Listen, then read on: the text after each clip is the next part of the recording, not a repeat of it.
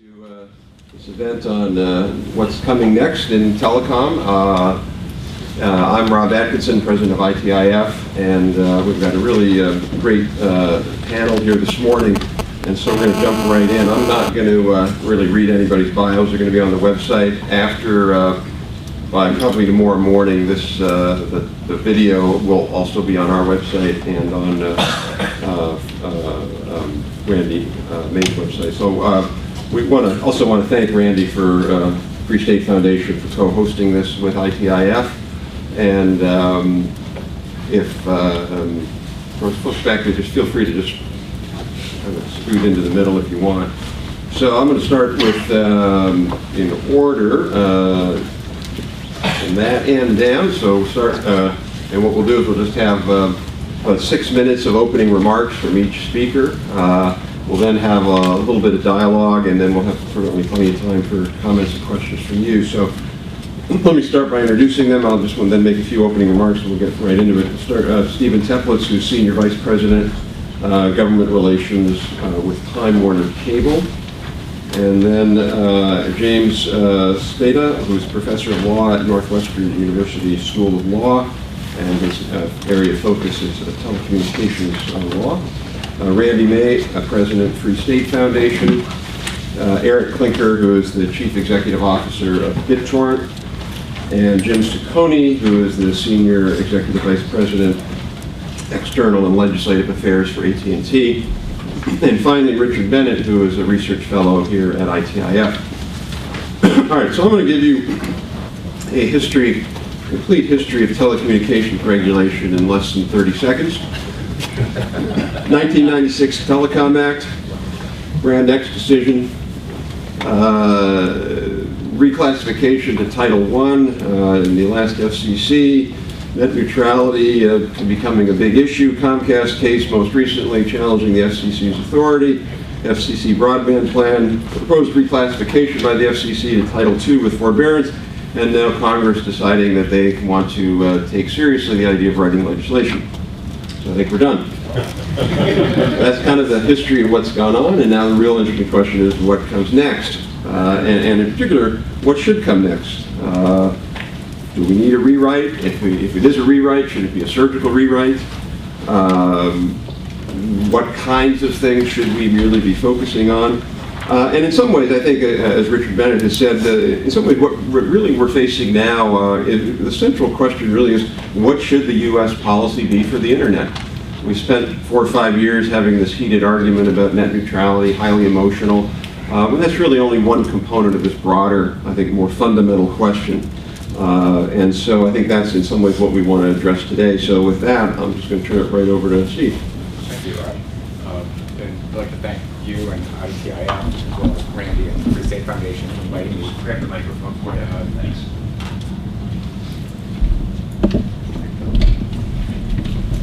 I'd like to thank you for inviting me here today.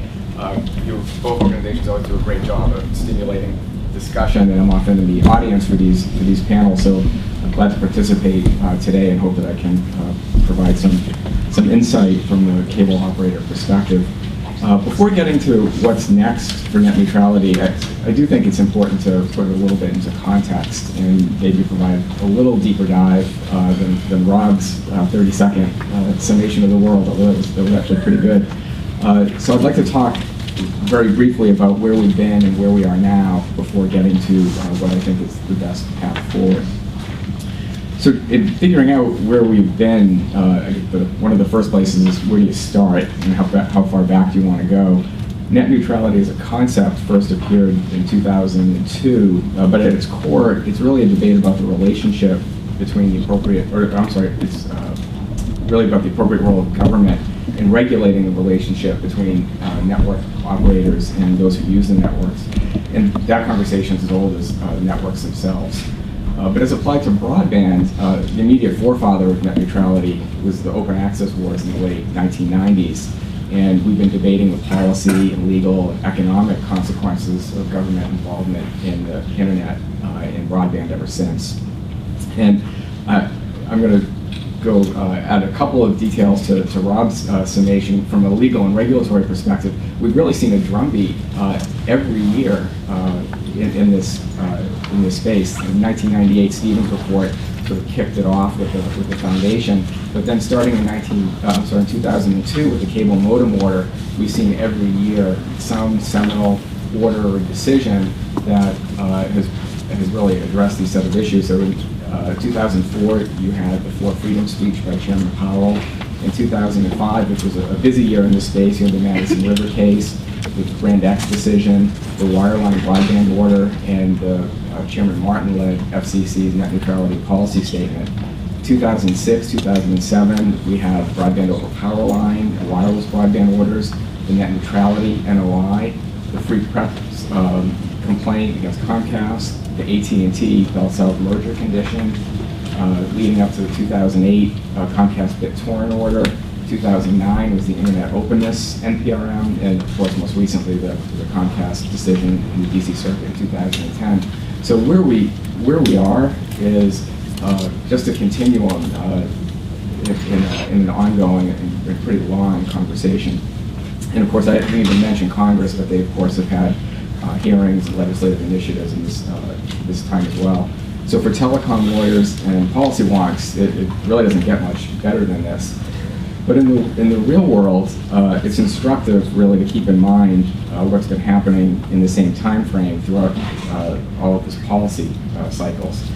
And I won't go through why broadband's so great, and because everybody I think is pretty familiar with that, but there's really four things that I would just say as a foundation for going forward in this conversation and this debate, is that broadband has really been a remarkable success story in the United States. It's available to over 90% of American homes.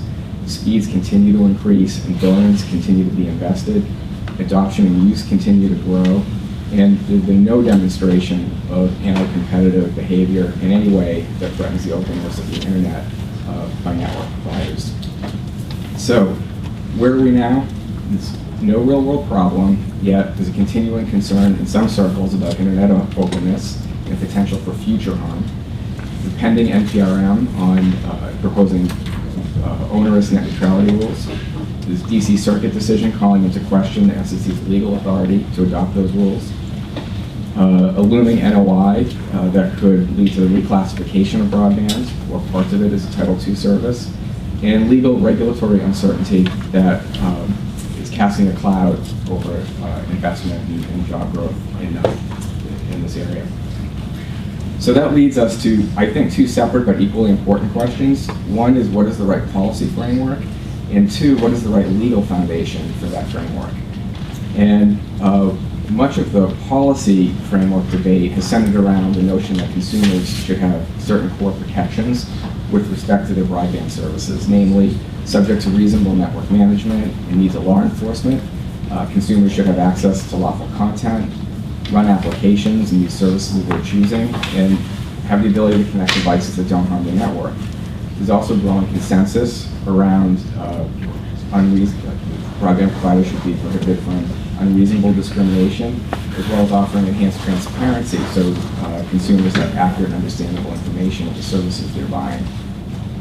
Ideally, within this framework, there'd be an opportunity for stakeholders to work through technical issues on a voluntary basis with some kind of government backstop in the event parties are unable to resolve disputes on their own. That framework is really separate from the legal underpinnings of how you get there and how that government backstop would work. And the FCC has now teed up what the chairman has called a third way. And I think it's instructive in telling that in the chairman's speech announcing his third way proposal, he talked about Title I being unsound as a legal matter, and Title II being a poor choice because of the baggage that Title II brings, which led him to the third way. I guess in our view, the third way has both of the same flaws as Title I and Title II. We think the legal gymnastics required to get to a Title II solution is inherently unstable, and that would lead to all of the baggage and overhang that Title II entails. So I think really there should be a fourth way that we look toward, and that would be congressional action where they set out the policy framework and shore up the legal authority. And really, we think that that's probably the best path forward. And the cable industry is certainly willing to engage cooperatively with all stakeholders in figuring that out. Thank you. James? Thank you, and thanks to Randy and Rob for having me here. The question, what's new for net neutrality, or what's next for net neutrality, may be answered nothing, and who knows. But I want to focus my comments on sort of 4 main points. The first is I want to say a little bit about what I think the FCC can do next, and then next what I think the FCC should do next. And I wanted to only spend a brief amount of time on those things as transitions to talking about what I perceive to be the interaction between what the FCC can do or might do and what Congress can or might do. I don't live in the Beltway, notwithstanding my frequent appearances at events like this. So I don't have the insight that you all do on the ground action, but I want to talk a little bit about what I perceive to be some lessons from the last time we seemed to be at this sort of inflection point, which was a few years ago. And then I'll since I'm an academic and no consequences can come there from it, I'll make some predictions about what I think might happen with net neutrality next. So first, what can the FCC do? The reclassification debate is an interesting one for someone who, for the past 10 years, has been taking the position that the FCC didn't have the authority to do what they were doing. My view on the project of reclassification is that the legal gymnastics are less intense than the factual gymnastics, but the factual gymnastics are made a little bit easier by the fact that commissions change, and this commission is not the commission that it was 5 and 10 years ago when some of the important factual findings were made, and gives them some freedom to walk away from them. I don't think I have a solid prediction that reclassification would necessarily be upheld by the DC Circuit if the FCC decided to go in that direction. My view, which I've expressed a couple of times, is that there are some good arguments that it would be upheld because the Brand X decisions seem to say the Communications Act isn't clear about whether it's a Title I or Title II service, or whether it's an information service or a telecommunication service, and so we'll defer to the expert agency's choice. On the other hand, I think there's some, one might call meta arguments that make it clear to me that Congress didn't in the 96 Act go so far as to say, especially in Section 706, this is the kind of decision, the sort of big decision about whether to put the internet under Title II classification that we think we're empowering the FCC to make. So I think there are arguments one way or the other. I think that the fact that the arguments are uncertain pushes me and others in the direction of a congressional solution, because certainty is certainly something this market can help with. Which leads to my second point, which is what the FCC should do, and the answer to that, in my view, is exactly nothing. I think that I am largely, as a substantive matter, in agreement with the way the third way has been articulated. That is, the kinds of light touch that has been articulated, although there are some very big questions about what sorts of retail practices the FCC wants to have jurisdiction to control.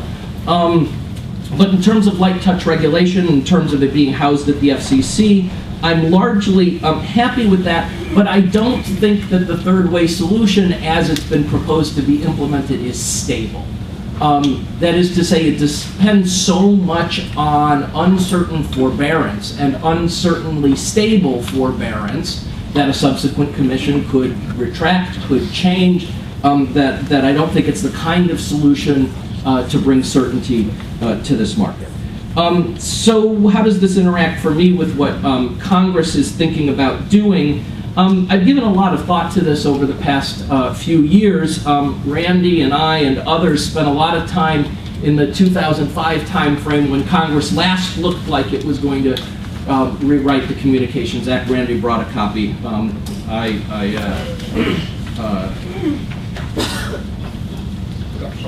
No, that's okay. I thought you wanted it now.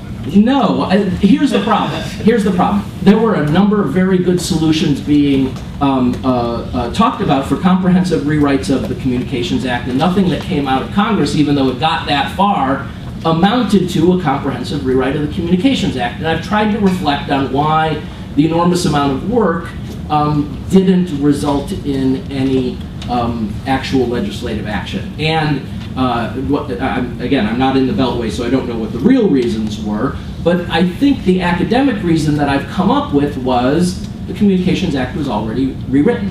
That is, when the FCC classified internet services as an information service and applied its light touch regulation, there wasn't an overwhelming need to do anything. The regulation system on the ground had already been rewritten. And that's why the bills that emerged focused on very relatively small questions. And so I would not like to see the illusion of a stable regulatory solution created by the reclassification decision to take the pressure off legislative action to actually do something that settles things. So what are my predictions? Well, my prediction is that as a substantive matter for net neutrality, since that's the title of the program, is that either by reclassification or by legislative action, we will go to a system in which the focus will be more on non-discrimination rules and less on non-foreclosure rules. That is, I've always described the debate over net neutrality as between a camp that wants rules that say non-discrimination should be illegal when it results in foreclosure, and that's the anti-net neutrality side. And the pro-net neutrality side is a side that says non-discrimination should be illegal because it almost always is foreclosure, right? And I think that as we go forward, the reclassification proposal and if the legislation were to embody the 4 freedoms or something like that, it would result in a regulatory system that focuses on outlawing non-discrimination without requiring as a substantive finding foreclosure. And I think obviously that that's a mistake. So my second prediction is that as a way to head that off, what needs to happen, and Stephen referred to this, and I think is happening in fact, is that the industry will engage in a lot more standard setting around what reasonable network management looks like in order to establish norms, and those norms then may take the pressure off the focus, the legislative or regulatory focus on non-discrimination. Great, thank you. Randy? Thank you. Well, when I was mostly responsible, I think, for dragging Jim into this project to rewrite the Communications Act 5 years ago, when I look at this June 2005, it shocks me that it was then. But you know, because Jim was from outside the Beltway, I think he actually believed that once we issued this report with this red binder, that Congress probably was going to act within 2 weeks, and that didn't happen, and he's been a little disillusioned. But you know, I think what I would say is that I think the time is now, because we're getting close. But look, I've been watching the FCC for over 30 years, and don't worry, I'm not going back over those 30 years, but I've seen some pretty strange things in that time. But this case of the third way, nay the open internet, nay net neutrality, nay open access, you know, seems to get curiouser and curiouser, you know, almost daily. It makes me want to put a big sign on the wall as you get off the elevator on the 8th floor over at the FCC that reads, when you're in a hole, the first thing to do is to stop digging. I think they could use that. Here are some of the things that I think are fundamentally problematic about Chairman Janikowski's third wave proposal, and perhaps I differ a bit with Jim. I think it's quite problematic. And you know, to be really candid, I think in announcing the third wave proposal, I think Chairman Janikowski and the Commission's General Counsel really have abused somewhat the ordinary usage of the English language, really. Foremost, perhaps, the chairman describes his approach as embodying a bipartisan consensus for what he calls quote, a restrained approach or, quote, light touch approach to broadband regulation.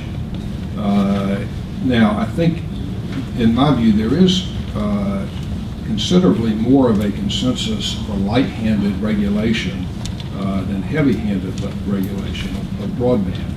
It's not there's not universal agreement, but I think if there is a consensus, it tilts in that direction. But it's wrong for the chairman to characterize his approach as light-handed. If nothing else, the insistence on adopting a broad new non-discrimination mandate would convert the existing regime into one that fairly can be characterized as heavy-handed regulation.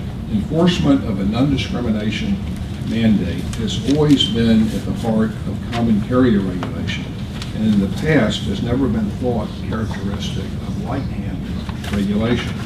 Indeed, it is pursuant to the non-discrimination rule that the Commission would prohibit ISPs from charging content providers differential fees for prioritization. Now, as he has done for some time now, the chairman tries to suggest this proposal would not, quote, regulate the internet, close quote. This is wrong. It's a matter of statutory interpretation, precedent, common sense, and again, the ordinary usage of the English language. It would, and the chairman's proposal, as I said previously, would regulate the internet in a more heavy-handed fashion than it has been regulated to date. You know, we can talk about degrees and so forth, but I don't think there's any doubt that would be true. Now, another thing that the chairman says is that he wants to do this third way, just as he said he wanted to do the open internet, to resolve, quote, the current uncertainty. And Commissioner Cox says this all the time as well, as if whatever uncertainty that exists, for the most part, is not the result of the very proposal that he initiated to adopt a net neutrality regime as soon as he took office. I think that was the beginning of a major source of the current uncertainty. At the heart of the chairman's proposal is a requirement that the transmission component of the internet service be unbundled and regulated as common carriage, but that the remainder of what comprises the totality of internet service, such as applications or content, not be regulated. The Commission says it is not requiring unbundling, but what is separation of the transmission component from everything else if not unbundling? And by the way, I think this unbundling is not something that is really a clean cut, as we would say. I think this would be a major source of instability, in addition to the one that Jim referred to. Now, the General Counsel says there's, quote, there's no reason to anticipate the Commission would regulate internet prices.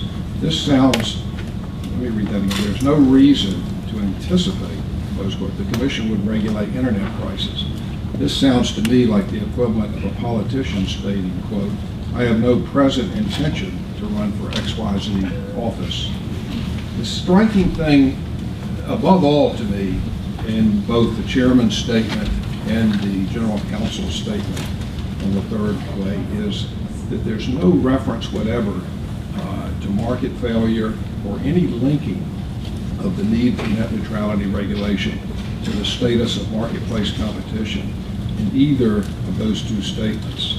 The assumption just seems to be we need to just do it, whatever the cost may be in terms of legal jeopardy to broadband investment or the economy, or jeopardy, again, to the ordinary usage of the English language in advancing the proposal. Now, I think if there's a consensus now at all, and I think one is quite rapidly developing, is that if the FCC needs authority over internet service providers, that Congress, we should look to Congress to adopt a new or legislative framework. Now, I'm just going to close by telling you what I think that legislative framework would be, and then hopefully we'll have more time to discuss that in the back and forth. But, and I've articulated this before, but I would say the core of the new legislative framework should be a provision granting the FCC authority, on a complaint filed and after an on-the-record adjudication to take action to prohibit broadband internet service providers from engaging in practices that are determined to constitute an abuse of substantial, non-transitory market power and that cause demonstrable harm to consumers. I've just articulated a fairly specific standard and one that I think could be easily converted into legislative language. Such a circumscribed market-oriented rule would provide the FCC with a principled basis for adjudicating fact-based complaints alleging ISPs are acting anti-competitively and at the same time causing consumer harm. Using antitrust-like jurisprudence that incorporates rigorous economic analysis, the Commission would focus post hoc on specific allegations of consumer harm in the context of a particular marketplace situation. So with that, I'll close, and maybe in the discussion period, even Jim and I can have a little discussion about how the provision that I've articulated here differs somewhat from what we were thinking about perhaps 5 years ago in light of the changes that have taken place. Thank you. Eric?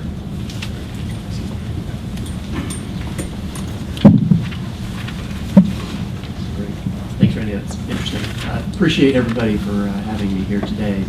As you might expect, my perspective might differ slightly from a few of my esteemed panelists.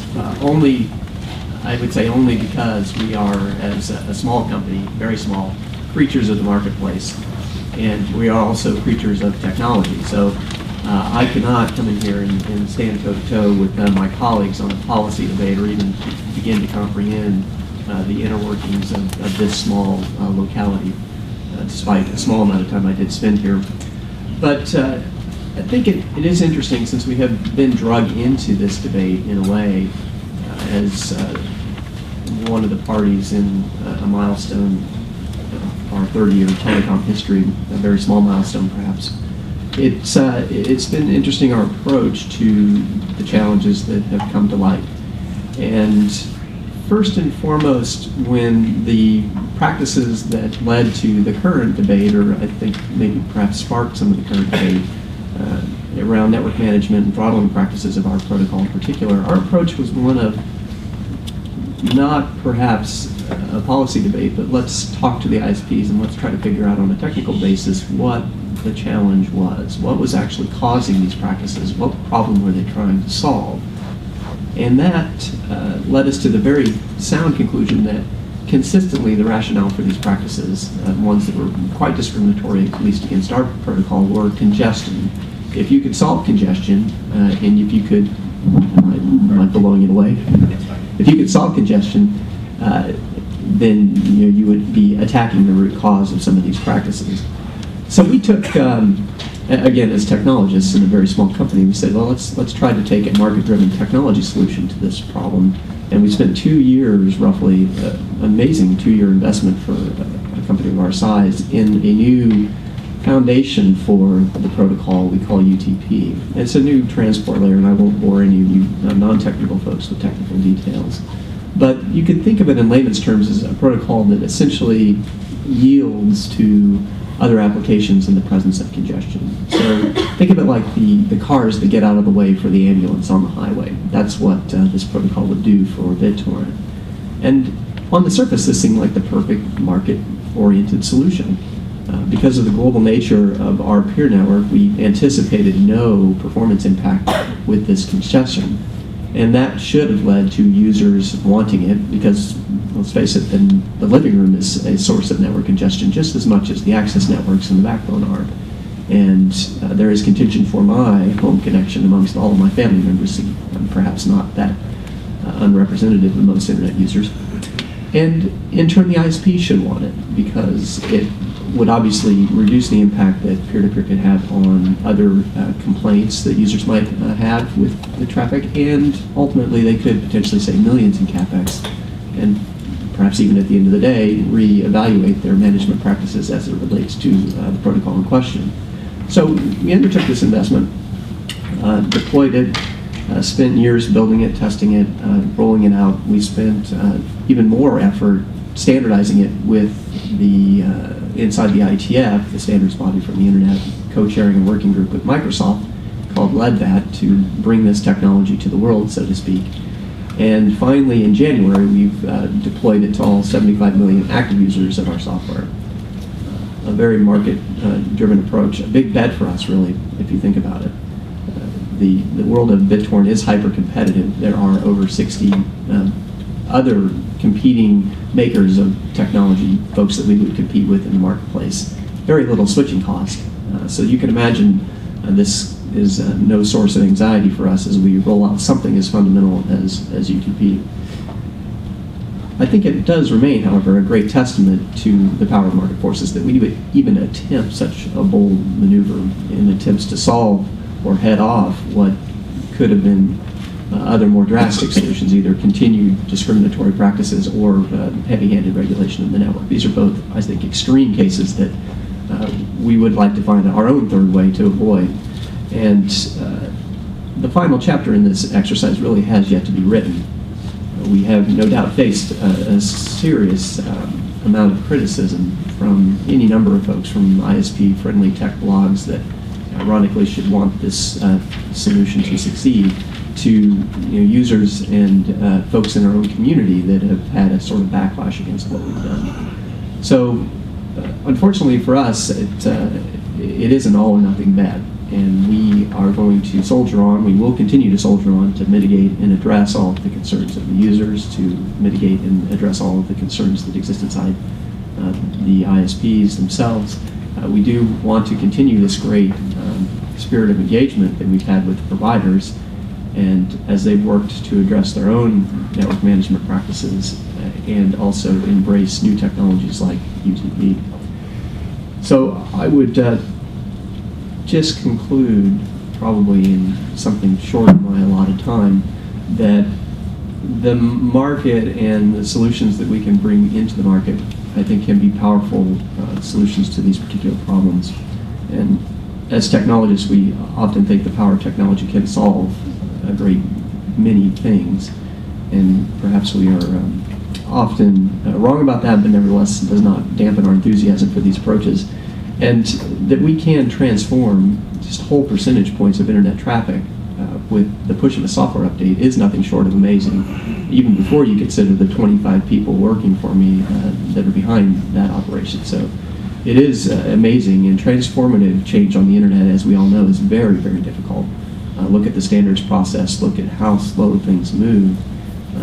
That we can move this amount of traffic and change it in a fundamental way in such a short period of time, I think is instructive and useful, and we should try to embrace these approaches to the problem when they present themselves. So with that, I do want to thank you, and I look forward to the discussion.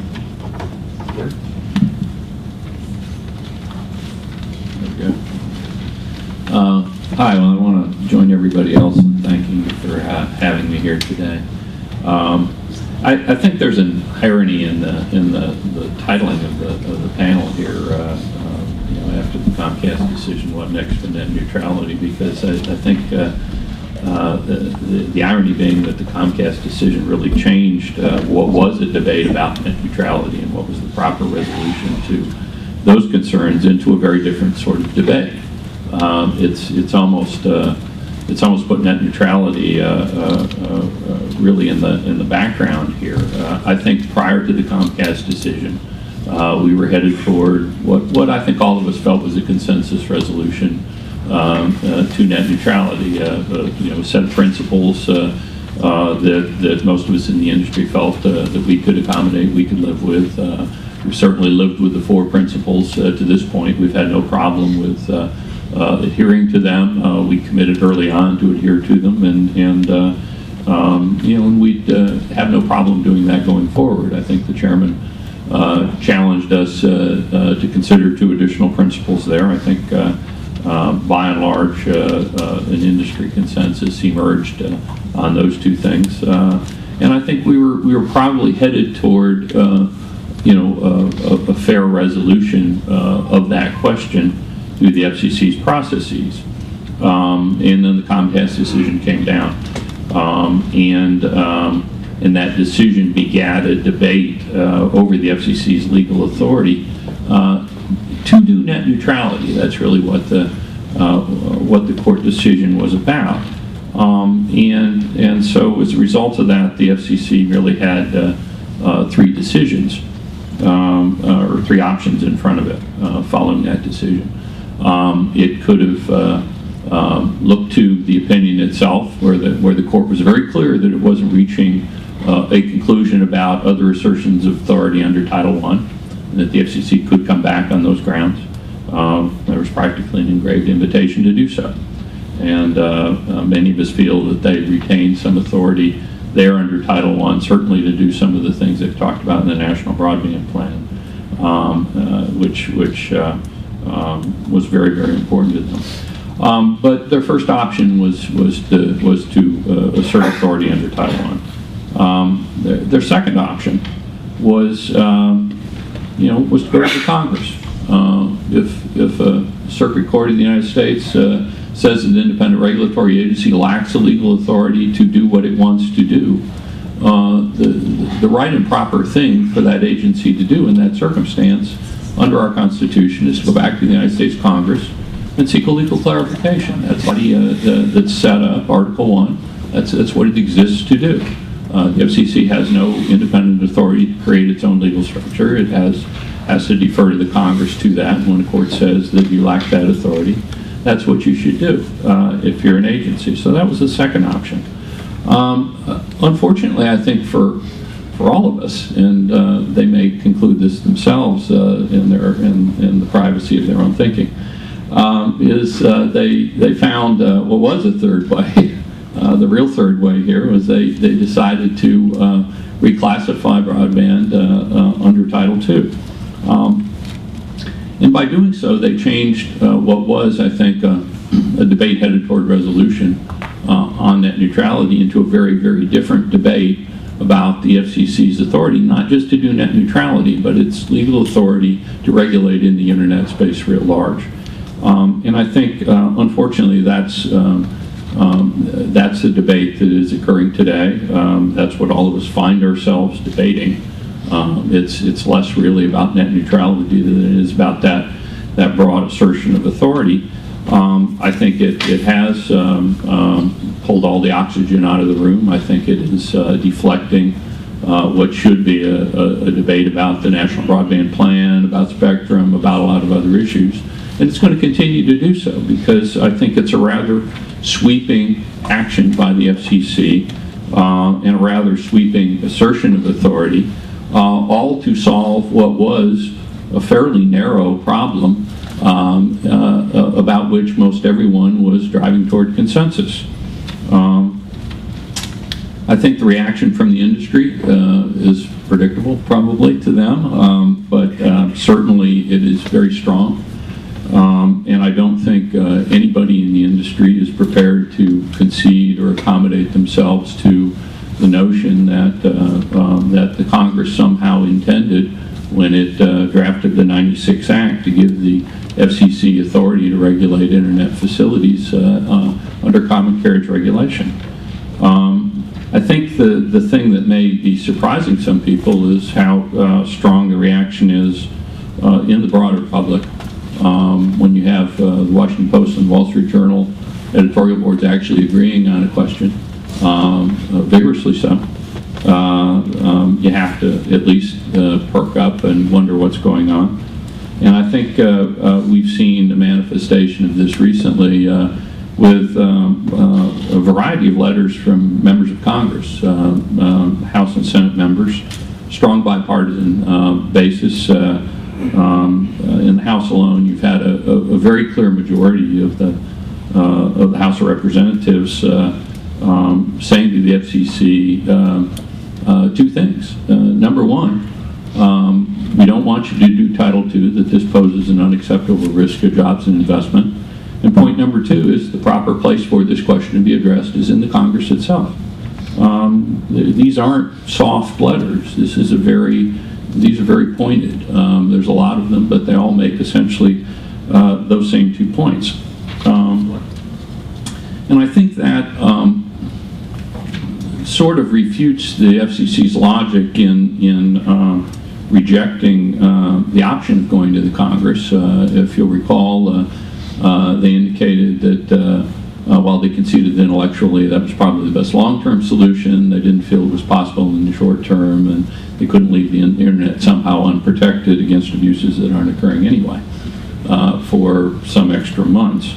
I think when you have 250 odd members of Congress, and again a clear bipartisan majority of the House, indicating that they should be the ones deciding this, I think it sort of refutes the FCC's argument there. The fact is, I think it demonstrates that congressional legislation is possible.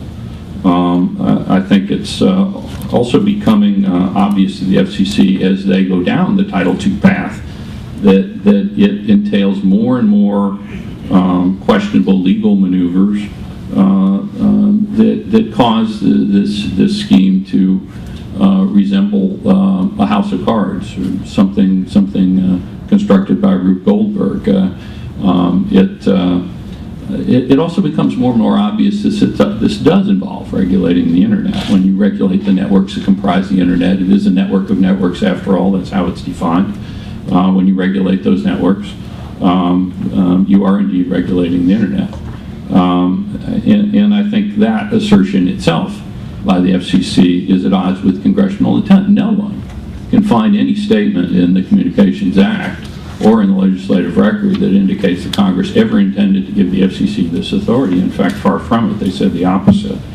And again, keeping in mind all of this would be a lot of maneuvering under reclassification to prevent abuses that aren't occurring and to avoid what the Congress is telling it not to avoid, which is going to the Congress itself to solve the question.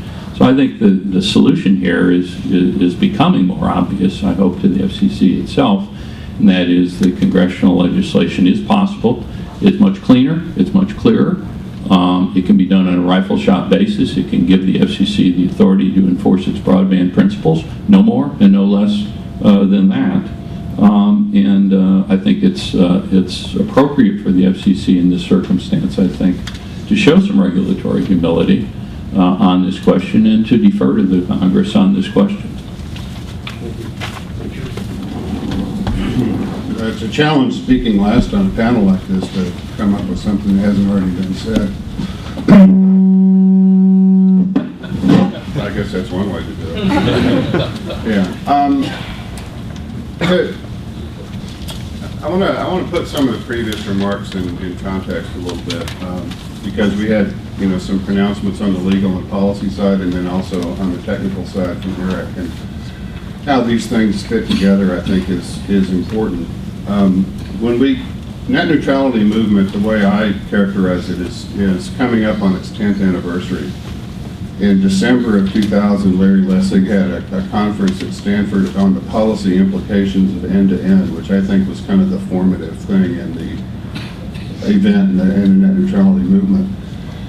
And the concern of the people that attended that conference was that 5 years after the internet was privatized, the internet was changing.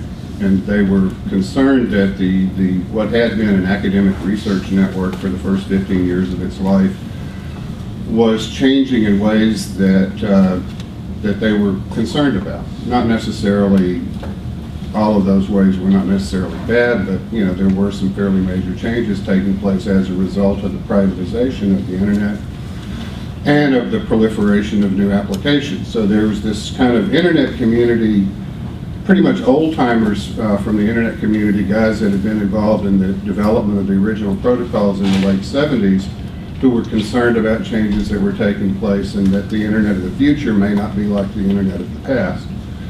And then as a parallel development in the telecom regulatory community, there were a bunch of people who sort of discovered the internet in the late 90s, and it caused them a great deal of consternation because the internet is based on a technology called packet switching, which operates in a very different way than the traditional telecom and the video distribution networks that they were familiar with regulating. So if you're a career regulator regulating a network like the telephone network, which is designed around a single application, is actually pretty simple, because all you really have to do is look at that application, and if the application works correctly, then the network operator is doing his job. And these traditional networks are designed in such a way that individual users don't interact with each other. When you book a call through the telephone network, you're given a fixed amount of bandwidth. You can do anything you want with that bandwidth, and you don't interact with other users of the network because you're so constrained by the 4 kilohertz of analog bandwidth that's allocated to you for the duration of your call. And of course, that's troublesome if you want to do something other than book a telephone call through the network, like transfer a file, and that's one of the reasons that packet switching was invented. So in packet switching networks, instead of bandwidth being allocated in these fixed little packages, bandwidth all comes from a common pool, and all the users on the network essentially compete with each other for access to the bandwidth. So the regulator frustration, to a certain extent, and I don't mean to sound cynical about this, but it's pretty hard to put it any other way, is to a certain extent regulators don't like the internet because it doesn't behave the same way that the networks that they have spent their whole careers regulating operate.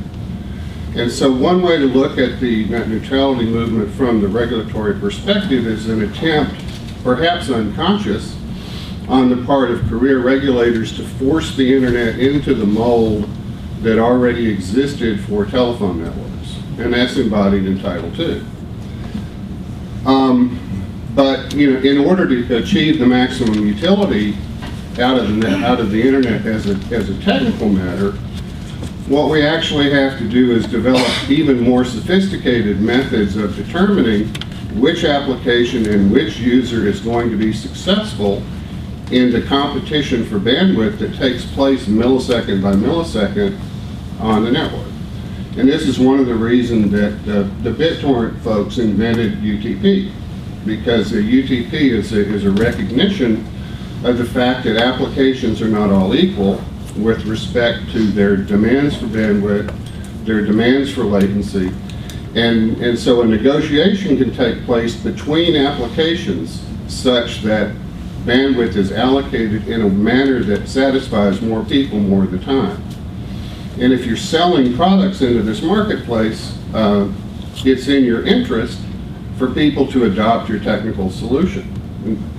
But this is a very difficult problem to solve strictly from the endpoints of the network, because the end users know very little about what the other end users are doing, and their ability to negotiate with each other about who's going to get bandwidth in a given time quantum and who's not is limited by their lack of knowledge of what's going on across the network from a global perspective. Well, it turns out, that the only entities that actually know what's going on across a more global perspective of the network are the network operators. And so in order to achieve the maximum utility in our use of the internet going forward into a world in which applications are more diverse than they were in the past, in which the demands for bandwidth are ever greater. Some of the users of the networks of the future are not even people, they're machines, machine-to-machine communication. For the smart grid and for smart traffic systems, there's not somebody looking at the screen all the time. There are machines that are communicating with each other through the same network that people are using. So it's a completely different world, and in order to make any sense out of that, I think, going forward, we need to sort of back off of the obsession that the net neutrality movement has brought with discrimination and anti-discrimination rules, and to think about the problem from the standpoint of social utility. And so one of the things that I really liked about the National Broadband Plan is that it put so much emphasis on what they call national purposes, which are the things like healthcare and education, transportation, smart grid. It's the social reasons why we want to have networks like the internet and the internets of the future. And that's really where the policy discussion, I think, needs to focus. And so if we can sort of take this discrimination stuff, put it off to the side, put the focus on the utility, the social utility that we want to achieve from our networks, And what that has to say about subsidies, what it has to say about business models, what it has to say about the resolution of contention for resources as a marketplace phenomenon, you know, those are the kinds of issues that I really think that we can focus on if we can get the oxygen back into the room that the anti-discrimination debate has sucked out over the last 5 to 10 years. Great.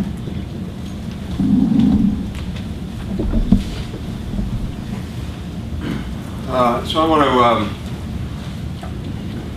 raise a couple of questions in dialogue here, and then we can open it up for everybody in the audience. But one of the themes that I heard here was this question of how industry needs to be more active, will need to be more active. Jim, you mentioned this in terms of industry standard setting.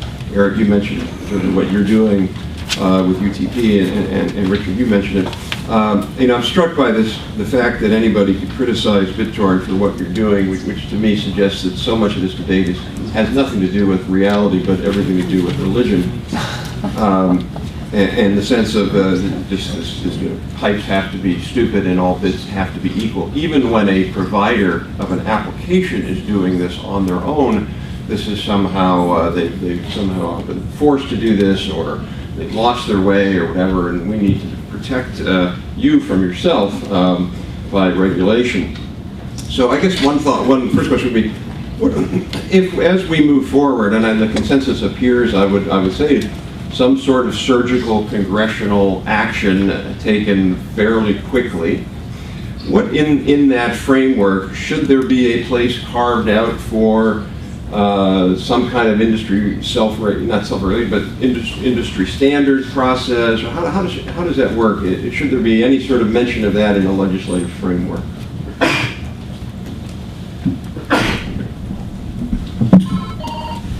Yeah, I mean, I think that's the key focus. If you look at how the internet has always operated, you know, it has given rise to institutions to essentially regulate itself. I mean, the Internet Engineering Task Force that defines has produced over 5,000 documents specifying protocols and practices, is a completely voluntary organization of industry participants and academic participants that formulates the basic rules of the road. There's organizations like ICANN and the North American Network Operators Group, RIGHT in Europe, which are for the industry participants to get together and essentially enact standards. And the role of national regulators like the FCC is, of course, very interesting in the context of regulating what's a global system. I mean, how much can one national regulator do in terms of applying leverage to a global system?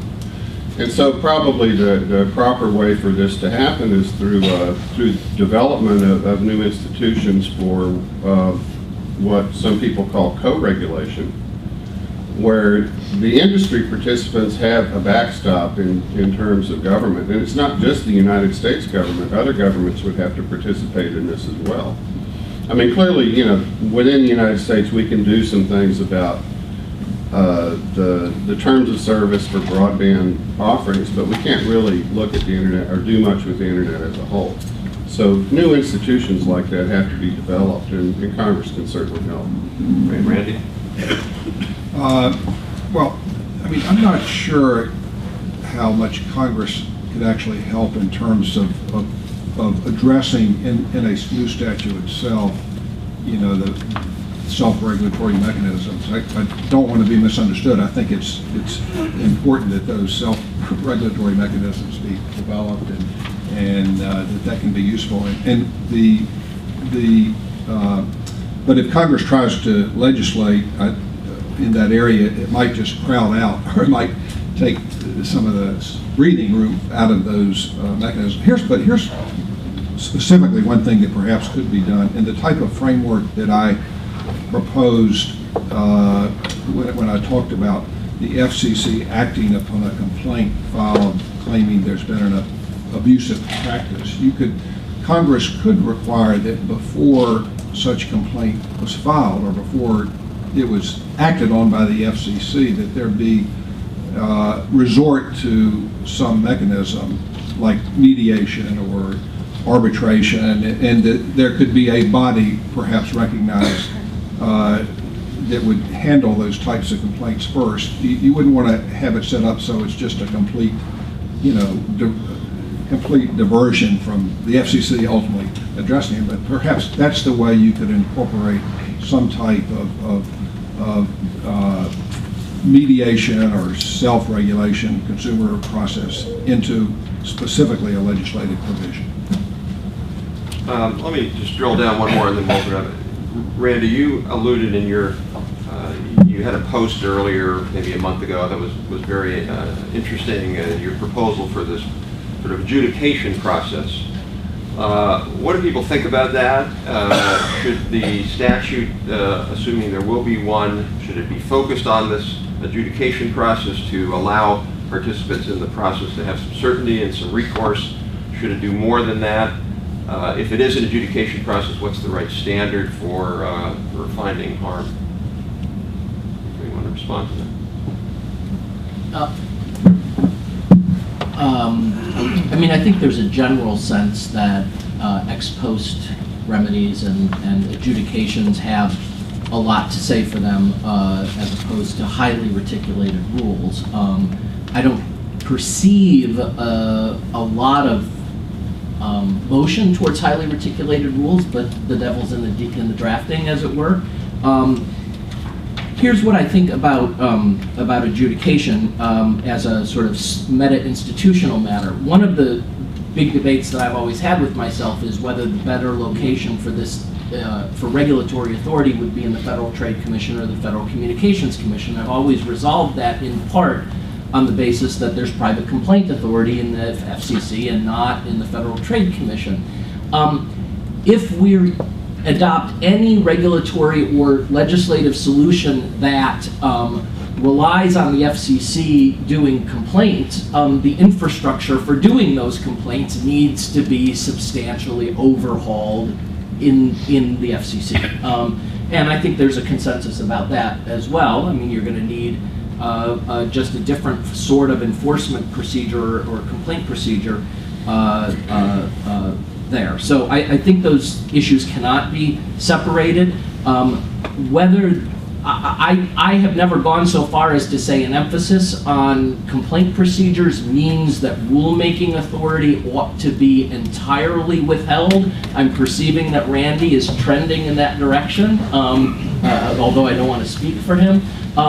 That is one of sort of the fundamental, $64,000 questions about how you do it, and it may be a big difference between the rifle shot of just embodying the right to enforce the 4 freedoms and Title II reclassification, because Title II reclassification comes with all the rulemaking authority in the world. Steve, and then Eric. I just want to echo a bit what Jim said. The FCC probably isn't set up right now to handle some of the kind of engineering complaints or disputes that might come. So there probably is an important role for some sort of industry self-regulation or bodies that can identify and develop best practices. BitTorrent and Comcast should both be really commended for all the hard work that they put in during the pendency of their dispute to come up with an alternative that everyone got comfortable with. And to the extent that you can offload some of those conversations to a different process before you get to a regulator, it would probably be well served. Everybody would be well served. Eric? There's a mic here. All right, this one may blow up on me, but yeah, I think I'd add a couple thoughts to this. I think there is a role, even no matter what the policy debate ends up becoming, for some sort of industry-based self-regulating principles. I think they go a long way to fostering dialogue. Dialogue can lead to solutions. I think solutions are in the best interest of consumers. An element that would probably make the ISPs in the room uncomfortable is there's a strong need for transparency in these dialogues, and third parties, I think, invariably will be providing a lot of the information that could bring to light practices that are not good, or would lead to this adjudication process. If there is going to be sort of any complaint-based resolution, as other regulatory environments have ultimately decided is a good approach, then there's a strong role for general transparency in the network, and that at least in my ISP dialogues is a source of no small discomfort. Is the network congested? If there are competitive forces, these are not things that they want out there. So something to think about. How would you protect information? How would you bring information to light? That kind of process. If we get down to the nuts and bolts, what would that look like? Okay. Why don't we open up for questions? If you can hold off before there's a mic, and then we'll go right here. You can just state your name and who you're with, and then. Hi, and thank you for the discussion. Julie Rounds, House Committee on Oversight and Government Reform. It seems as though what is being said is basically that it's boiling down to seemingly a market failure kind of approach with two options that are being submitted. One would be the use of best practices on a voluntary basis. The other would be establishment of an enforcement approach. And then there was an inclusion for the need for transparency. So I wanted to pursue the enforcement approach a little bit more and ask Mr. May and others, if you establish sort of allow the FCC to defer to a body, say a standards body, to do arbitration and mediation, should that body be appointed by the FCC, the president, or totally independent? How would you ensure unbiased representatives on that body and ensure for collaboration? And would that be paid for by the United States or public-private? Wow, those are great questions, and I can tell you're already thinking about this legislation in a useful way. Look, I mean, I don't have all the. No, I understand, but I do speak for the Free State Foundation. But look, I mean, those are good questions. And I really don't have answers, but probably make some of us think about those things. My own view, as I said, I wouldn't necessarily try and have legislation that wrote probably in detail too many. I mean, that whole mechanism, but maybe it could be done. I'm provoked now to think about it.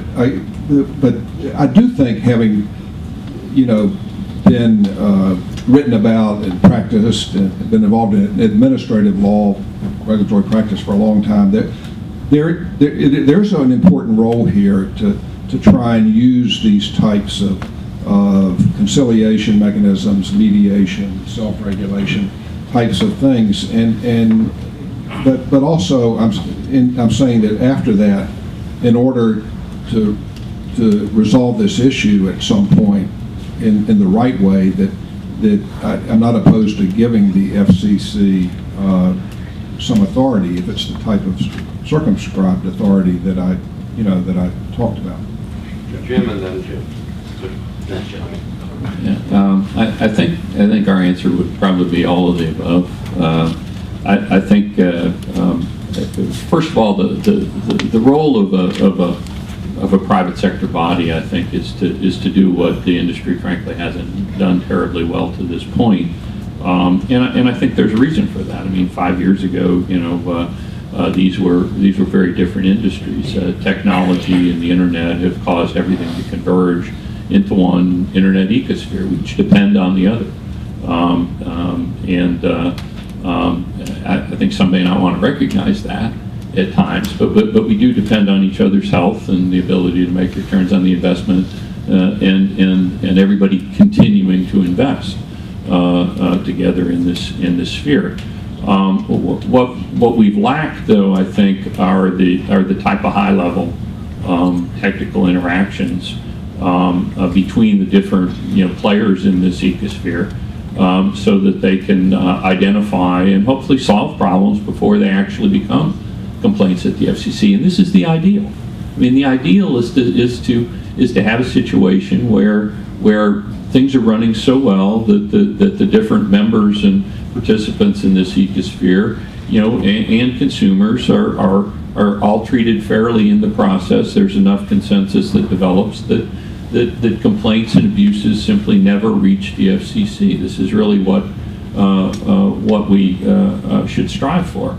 I think there are precedents for a government body deferring to private entities in terms of their technical expertise.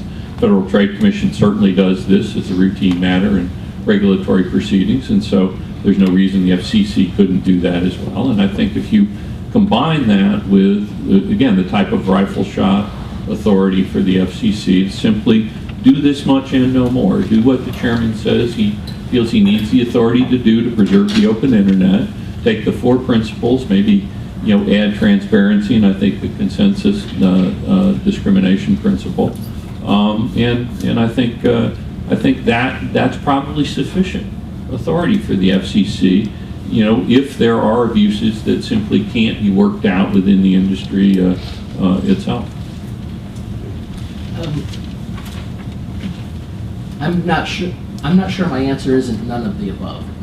I would hate to see private or self-regulatory organizations bureaucratized by being expressly referred to in the statute. I wouldn't want the FCC or anyone else to have authority to appoint the members to it, and for a couple of reasons. The first reason is I think we are trending in the direction of this happening organically in much the way that a lot of the other institutions in the internet have, as the BitTorrent folks can testify most directly, happen organically.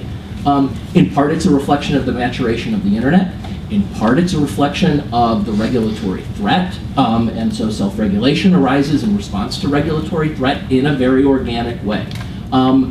And so I think we ought to decide what the FCC's authority ought to be. This is the second point. And if the FCC's authority is something like the authority to, issue orders against unreasonable network management practices or unreasonable discrimination, unreasonable being one of those wonderful lawyer words, then the incentives will all align so that the representation worry won't be there. That is, the ISPs will form a body that is consultative with everybody else in what I guess is Washington's favorite word right now, the internet ecosystem, and they will do that because in order to defend themselves against the FCC and a possible FCC action, they will want to point to a consensus body that includes all of the stakeholders and says, we're complying with what this this self-regulatory organization says is a reasonable way to handle the networks. And so I actually think it's going to happen relatively organically. And I think that's best. I don't want to bureaucratized. I don't want to put in the statute or in the FCC's regs. I don't want the commissioner being members of this body that makes it not a self-regulatory organization. You're ready.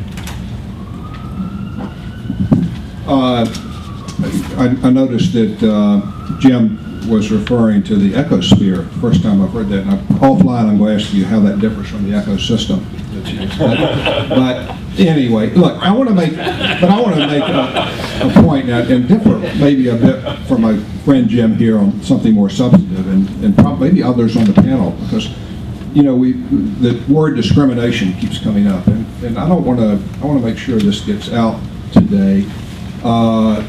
In Jim's presentation, he referred to the fact that before the Comcast decision, that he thought that there was a consensus position evolving, to on net neutrality. I think others have said this as well, and I can appreciate what he's saying in some respect, and particularly I think the industry is somewhat shell-shocked as they go along, and these proposals increasingly look, I believe rightly, more threatening. But this is an important point for me. Even before the Comcast decision, one of the key things the Commission had proposed, and I think still wants to implement, but did then was a non-discrimination prohibition that didn't exist under the 4 internet principles. And I think Jim referred to the fact that there was maybe a consensus on the discrimination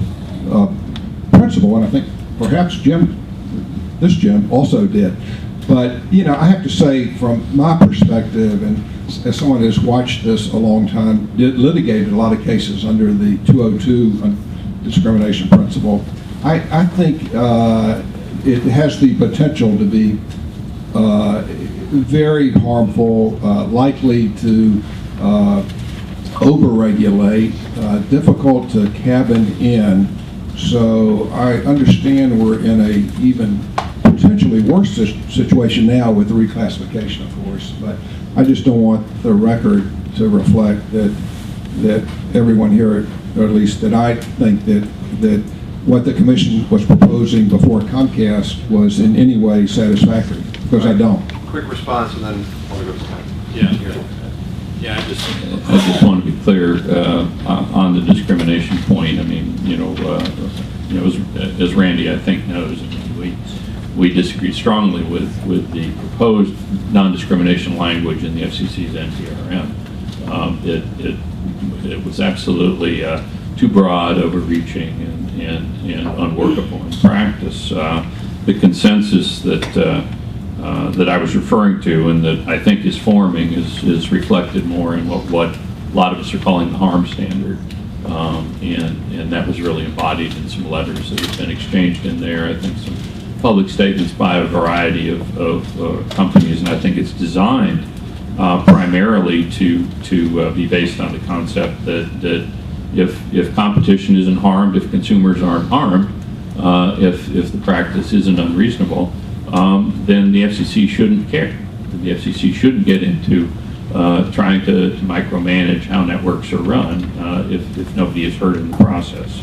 And so that's the point. I wasn't trying to suggest that the consensus is forming around the FCC's proposed standard. I think the consensus is forming around a very different standard that some of us have been articulating.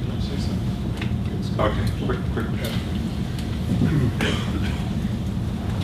So on the specifics of forming a group and doing adjudication, I think there is actually something that the FCC could do today without waiting for Congress to act. And I think they may actually already be headed in that direction. There's nothing stopping the FCC from reforming the technical advisory group and pulling together participants from industry and from the public interest sector to advise the FCC and perhaps to serve as a forum for dealing with certain complaints. And I would suggest that the first task that we would want this group to conduct is to devise some standards for measurement and for transparency of terms of service so that consumers can actually make meaningful comparisons between broadband providers, and that we have some sort of rational way of assessing internet performance, because it's actually a very difficult technical challenge to assess performance on the internet in a meaningful way. Scott? Yes, Scott Cleland, Net Competition. Scott Cleland, Net Competition.org.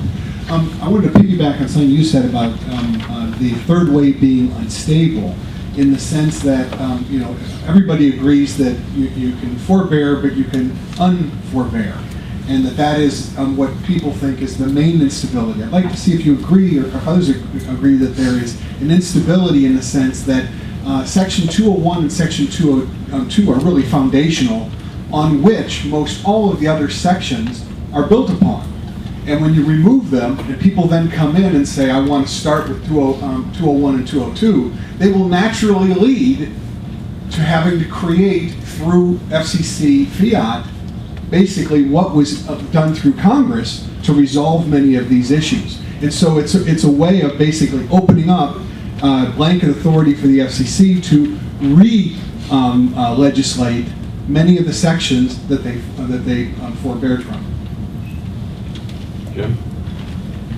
There's two Jims here, so Jim 1 will be Okay. Jim Ciccone. Well, Scott, I think you've hit the nail on the head. I think, as Stephen was saying earlier, I think forbearance is is a big problem. It's a problem from a couple of respects. First of all, it's a very difficult problem for the FCC from a legal standpoint.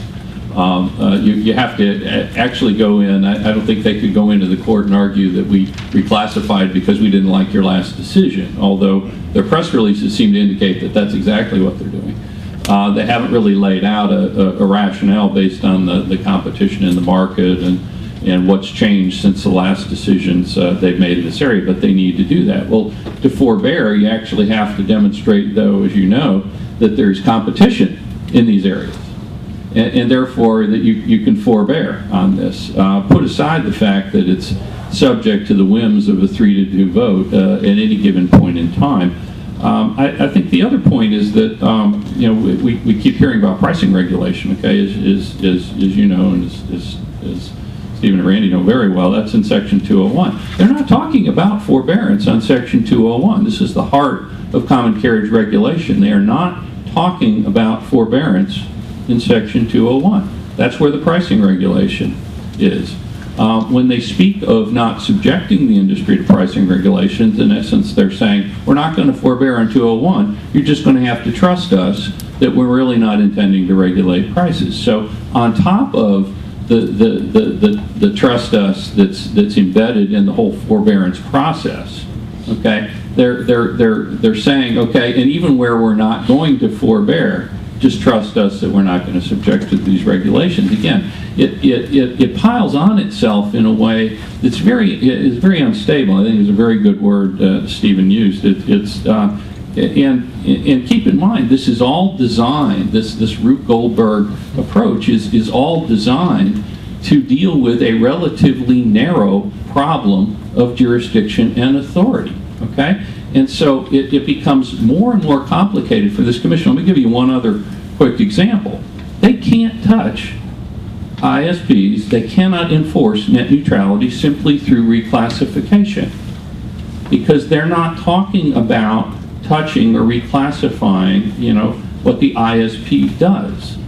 So after they do this, they then have to do something else to regulate the ISPs. What Madison River did, what Comcast was accused of doing, these were all done in the ISP layer, okay? And so the reclassification itself does not allow them, even if they pass legal muster, it doesn't allow them to enforce the broadband principles. They have to then do something else. They've either got to go out there and still do a Title I proceeding, or they've got to reconsider 30 years of computer inquiry rules. Okay, so this continues to get more and more complex, more and more unstable, as Stephen put it, and all to serve a relatively narrow purpose that could easily be done by the United States Congress in a very narrow grant of authority. Jim? I'm good. You're good? Stephen? Well, I actually was going to just add on a little bit to what Jim said, although he seems to cover most of the key points, but it is just a lot more complicated than just forbearance versus unforbearance. And the other piece that you have to take into account as well is you're going to have to come up with sort of a theory for reclassification, and then whether that is consistent with, and I don't think it's going to be, the forbearance. So you have all of these different threads all hanging sort of together, and if you pull one thread out, the whole thing falls apart. And again, this is sort of Jim's final point, was what's the purpose of all this? Well, the purpose is to get to this sort of very narrow solution on net neutrality, and really the right way to do that is probably to go ask Congress to address it. This gentleman right here, want to wait for the mic.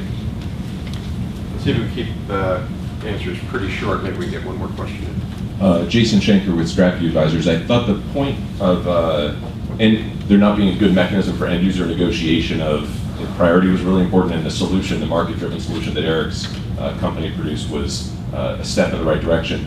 I'd be curious what the panel thinks of the likelihood that all of these problems, and all the need for regulation, the need for discrimination, are all driven by the fact that ultimately you have a scarce resource that's being allocated in a one-size-fits-all methodology. So when home phones went to all-you-can-eat pricing, or when AOL first did all-you-can-eat pricing, the difference between the lightest user and the heaviest user might have been a factor of 50 or 100. Today on the internet, the difference between a light user and a heavy user might be a factor of 100,000 or 1 million. and yet they both pay the same price. So how much would some mechanism for either time-based price discrimination or dynamic pricing of bandwidth make these problems go away? Because if you're being paid more by the users, you wouldn't need to discriminate. I would, Richard, but I encourage you to look at a piece that Richard wrote for us on the end-to-end principles piece, Richard. Yeah, design for change. Design for Change, which should be back there. It's on our website. That it got into a lot of those questions, but I'll let Richard address that further. Yeah, I mean, I think that's where the solutions are going to lie, is that we're going to develop, and in fact are already developing, some new technical approaches to mediating the demands for bandwidth. And those have to really be combined with economic incentives for people to cooperate and to sort of place a value on the particular demand for bandwidth that a particular application has at a particular point in time. And this is one of the reasons that the whole net neutrality thing has been really frightening to me all along as an engineer, is that I can see the need for the development of new pricing schemes in order to make new methods of bandwidth allocation and the mediation of bandwidth effective. But if we're going to insist on imposing this traditional, regulatory apparatus that is really based on networks that were designed to support one and only one application, then there's going to be a huge train wreck. And there is work being done in the IETF around something called re-ECN, which is a technical solution that gives rise to economic decision-making to resolve this bandwidth contention thing. And the deal about scarce resources in the internet is that, by design, bandwidth is meant to be a scarce resource in the internet in the sense that it's designed to all be used. Right, and that's kind of the huge difference between the internet and telephone network, is that telephone network is designed so that congestion is a pathology. But, the congestion, or what we call saturation, is actually a goal. I mean, you want all the deployed bandwidth to be capable of being used 100%, right? And so you can't ever really avoid, congestion on the internet. A little story. A few years ago, Bell South discovered they had a network in which they had 25% packet loss, which, sounds like a lot. It was an OC3 network. So what they did was they quadrupled the bandwidth. So what do you think happened to the packet loss when they quadrupled the bandwidth? You think it went away? Well, it actually declined from 25% to about 5%. Okay, and this is a dynamic, that takes place. I mean, this is a fundamental dynamic of the internet. Unless you understand why that's the case, don't regulate my network. All right, Jim. I think the economics of that are right, but they run up against a couple of things that we've learned through sort of really good research about consumers, which is they don't want surprises, and they don't at the end of the month in terms of how big their bill is, and so they need tools, and the tools can't be complicated. And some of the work that we've done that's been being done on smart grid shows that people will tolerate a certain degree of interruptibility of service as long as it's not interruptibility of experience. And so okay for the electric company to shut off my air conditioning for a little while they need to, but not so long as it makes my house hot. That sort of experience is very hard to replicate with your internet service, and the sort of consistent outcries about bandwidth caps and tiered pricing, which to some extent don't make any rational sense from an economic perspective, are real facts on the ground. And so how do you build the business model that allows that pricing and still satisfies consumers' fundamental desire not to get a $600 bill, or not even to be afraid of getting a $600 bill at the end of the month? The cell companies learned that lesson, very strongly. Rob, just to add, Jim stopped right where I can just pick up and following up on your question, because I think when you asked your question, I was thinking of Time Warner Cable's experience about a year and a couple months ago when you proposed what was a pretty modest experiment to in capacity-based billing. I think you called it usage-based pricing, and it was not. And within 3 days, you abandoned it, there was an outcry from free press and public knowledge and some of the leading advocates of net neutrality. And by the way, this didn't, technically and strictly speaking, this was not really a net neutrality issue, right? I mean, you weren't blocking access to sites. But here's the point. I think once they have this, I don't, and I'll just be pretty blunt about it, I would worry a lot about the FCC having the authority to regulate, actually, they didn't get to that point, you know, in the Time Warner Cable incident, but having the FCC the authority to regulate internet prices, and I think Jim made the point, Jim Zacconi, that one of the provisions they're not proposing to forbear from is 201, the rate regulation proposal. And I read you initially in my opening remarks the statement in Austin Schlick's memo, which I thought was pretty carefully worded, where he said there is no reason to anticipate that the commission would not regulate. And he was talking about end-user internet prices in that paragraph. That doesn't sound to me like a very, I wouldn't have too much faith if I were an ISP in that type of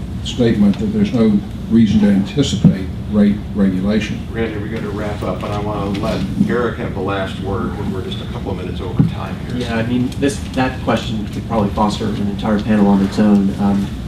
There are a couple key thoughts there. I mean, one, you have to be very wary of consumer outcry. As you can see, it's something consumers do understand what they pay and obviously what they fear they might pay. So you have to kind of cater to those concerns very early in the process. Metered pricing, of course, is neutral. It's fair, right? As long as it is fair. Grandma should probably expect a $2 ISP bill, and maybe my BitTorrent user should expect a $100 ISP bill. I think as long as it's, you know, per bit, per meter, you can make a rational fairness argument. Tiered pricing gets into something where you are trying to skew the market in a particular direction. Having been in the ISP business, however, I think flat rate pricing is very successful. It's been very successful for ISPs. Many subscribers, grandma, immensely profitable. And yeah, you take some breakage. You take some breakage on the other guys, right? So at the end of the day, it all washes out as long as that fixed price is set appropriately for the market. So, you know, I think again, kind of tread with caution. But yeah, I think economics and incentives, as Richard pointed out, are the way to go. If you can incent certain behavior, you'll get that behavior. And there's a lot of work to be done there, and a lot of opportunity. Great. Well, let me just sum up by saying I think there, at least on this panel, I sense a consensus of the Congress can and should act ideally this year with a surgical strike focused on some of these, giving FCC some authority in these areas, with the recognition that some sort of co-regulation approach is also going to be needed. And let me leave us with a thought that I think is interesting. Why is it that we want a smart grid and a dumb pipe? I really don't know the answer to that, but we're all like, we want a smart grid, and essentially a smart grid is more or less like a smart internet, and one's okay, but the other one's not. It seems to me we want intelligence in all our networks. So with that, please join me in thanking a great panel, and I know they'll be around for a couple minutes if you have questions. Thank you.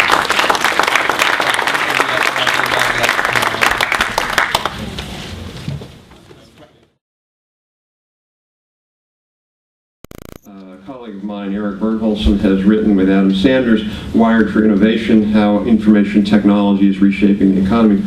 Eric sent me this book as a draft, I think, to review and give some comments on a few months ago, and I was just so impressed with it. I was impressed with it for two reasons. One is it's 152 pages long, so it's not really too long, and I don't think there's a single equation in the book. So both of those things coming from a distinguished economist is kind of anomalous. So I definitely encourage you to get this book. It is a real pleasure to have Eric here. Eric is among other things, he's an affiliated expert at ITIF, and we've certainly followed his work for many, many years because I think he is really by far the leading expert in the world on the role of IT and economic growth, productivity, and business effects in re-engineering and the like. So he is the director of the MIT Center for Digital Business and the Schlussel Family Professional